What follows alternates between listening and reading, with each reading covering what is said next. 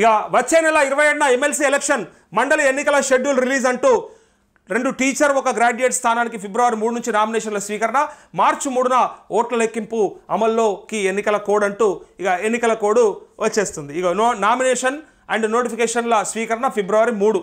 ఈ ఫిబ్రవరి 3 నాడు నామినేషన్లను స్వీకరిస్తారు. నామినేషన్లకు చివరి తేదీ ఫిబ్రవరి 10 దాకా నామినేషన్లు వేయవచ్చు. ఈ నామినేషన్ల పరిశీలన 11 చేస్తారు, ఉపసంహరణ 13 దాకా చేసుకోవచ్చు.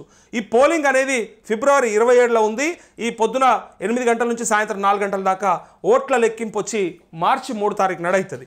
అయితే ఇక్కడ చూడండి, కరీంనగర్ పైనే ఫోకస్ అంటూ అగ్రనాయకులంతా ఆ గ్రాడ్యుయేట్ స్థానం వారే. ముందే చేతులెత్తేసిన బీఆర్ఎస్, అభ్యర్థిని ప్రకటించిన బీజేపీ, 3-4 రోజుల్లో కాంగ్రెస్ అభ్యర్థి హోరాహోరీగా మారనున్న ఎన్నిక అంటూ ఇక్కడ అభ్యర్థులు ఆశావాహులు ఎక్కువైపోయారు. టీచర్స్లో క్యాండిడేట్స్ను ప్రకటించిన బీజేపీ, పీఆర్టీయూ, యూటీఎఫ్, గ్రాడ్యుయేట్స్లో పోటీదారులను ఫైనల్ చేసిన బీజేపీ, కాంగ్రెస్ అభ్యర్థిపై ఉత్కంఠ అంటూ పెట్టుర్రి కాంగ్రెస్ అభ్యర్థిని, పెట్టుర్రి గ్రాడ్యుయేట్లు చూపిస్తారు, మీరు కాంగ్రెస్ అభ్యర్థిని పెట్టుర్రి చూపిస్తారు. ఎవడు అసలైనోడు, ఎవడికి ఓటేస్తే పట్టభద్రుల కోసానికి గొంతిప్పుతాడు, వాళ్ళ కోసానికి ఎవడు మాట్లాడతాడు, ఎవడు కొట్లాడతాడు, మరి డిగ్రీ చదివినోని కష్టాలు ఏముంటాయి, ఇవన్నీ కూడా ఆలోచన చేసుకోవాలి ఒకసారి ఓటర్ మహాశయులు.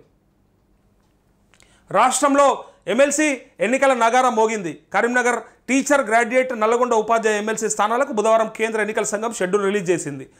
నల్లగొండ ఉపాధ్యాయ MLC Narsireddy, Karimnagar teachers MLC Raghottam Reddy, graduate MLC Jeevan రెడ్డిల పదవీకాలం మార్చి 29తో ముగియనుంది. ఈ సెగ్మెంట్లకు సంబంధించి ఇప్పటికే తుది ఓటర్ జాబితాను ప్రకటించిన ఎలక్షన్ కమిషన్ తాజాగా షెడ్యూల్ రిలీజ్ చేసింది. ఫిబ్రవరి 3వ తేదీ నుంచి నామినేషన్లు స్వీకరించనుండగా 27వ తేదీన ఎన్నికలు నిర్వహించినట్లు ప్రకటించింది. మార్చి 3వ తేదీన ఓట్ల లెక్కింపు ఉండనున్నట్లు వెల్లడించింది. కరీంనగర్ గ్రాడ్యుయేట్ సెగ్మెంట్లో ప్రస్తుతం 3,41,000 మంది ఓటర్లు ఉండగా గతంలో కంటే 27,000 మంది పెరిగారు అని చెప్పి పెరిగినటువంటి సంఖ్య.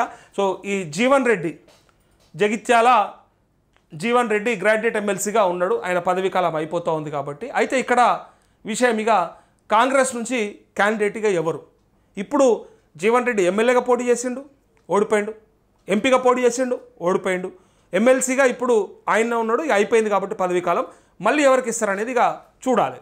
ఇప్పుడు ఆల్రెడీ సిట్టింగ్ ఆయన్నే, కాంగ్రెస్లో మళ్ళీ సీనియరు, అటుపక్క సంజయ్ కుమార్ తెచ్చి పెట్టుకుండ్రి ఎమ్మెల్యేని, జగిత్యాల ఎమ్మెల్యేని ఇలా జాయిన్ చేసుకున్నారు కాంగ్రెస్లో.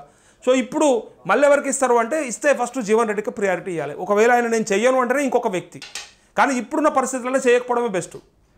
నిజంగా చెప్తా ఉన్నా, జీవన్ రెడ్డి లాంటి నాయకుడికి ఇప్పుడు కూడా ఇది చేయకపోవడమే బెటర్. ఒకవేళ ఇది పోటీ చేస్తే ఇప్పుడున్నటువంటి ప్రతికూల పరిస్థితులు, ఇప్పుడు ఈ అనుకూలంగా లేని పరిస్థితులు చూస్తే పక్కగా ఆయన ఓటమి ఖాయం. ఎమ్మెల్యేగా ఓడిపోయిండు, ఎంపీగా ఓడిపోయిండు, ఎమ్మెల్సీగా కూడా ఓడిపోయే పరిస్థితి వస్తుంది. సప్పుడు ఏక పెద్ద మనిషిగా గౌరవం దక్కుతుంది. పక్కకుంటే నయం, ఇంకా పక్కకుంటే ఈ 4 ఏళ్ళు గౌరవం అని ఉంటుంది. ఇది కూడా ఓడిపోతే సంజయ్ కుమార్ తెచ్చి ఆల్రెడీ నీ పక్కకు పెట్టిర్రు, ఏకు మేకై కూర్చున్నాడు. తర్వాత ఆయనతో కూడా అక్కడ కాంగ్రెస్ పార్టీ ఏం లేకుండా చేస్తాడు, మొత్తానికి ఏం లేకుండా చేస్తాడు. కాబట్టి ఇబ్బంది అవుతుంది. జీవన్ రెడ్డి కొంత ఇక్కడ ఆలోచన చేస్తే బెటర్. ఆలోచన చేసి ఒకవేళ ఎన్నికలల్లో పోటీ చేయకపోవడం అనేది ఉత్తమం. ఆయన వయసుకి, ఆయన అనుభవానికి కొంత గౌరవం అన్న దక్కుతుంది.